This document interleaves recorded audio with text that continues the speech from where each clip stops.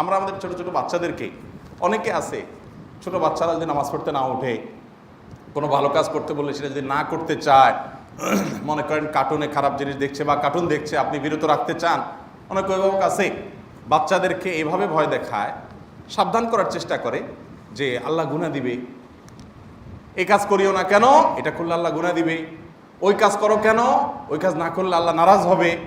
কথা তো ঠিক আছে, কিন্তু এভাবে বলতে বলতে বলতে বলতে ওই পিচ্চির কাছে আল্লাহ নামটাই এক সময় খুব অপছন্দের হয়ে যায়। কারণ সে দেখে যে কিরে বাবা যাই করতে চায় আল্লাহর দোহাই দিয়ে আমারে বাগড়া বাঁধায়।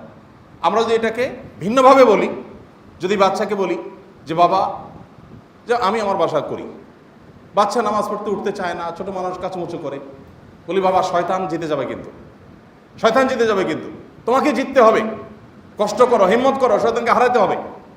তখন তার সন্তানের সাথে লড়াই হয়, শত্রু সে তাকে বানায়।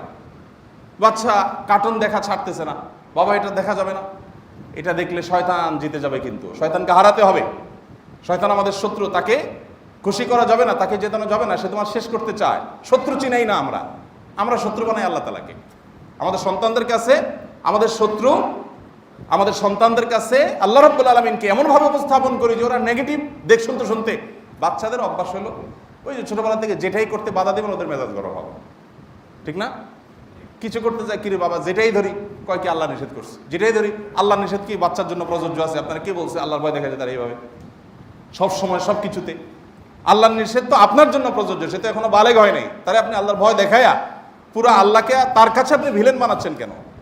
তো শয়তান মানুষ এবং জিন শয়তান উভয় সম্পর্কে সতর্ক থাকা, এই শিক্ষাটা হজ থেকে আমরা পাই। আর বহুবিধ শিক্ষা, অগণিত শিক্ষা হজ থেকে আমরা পাই।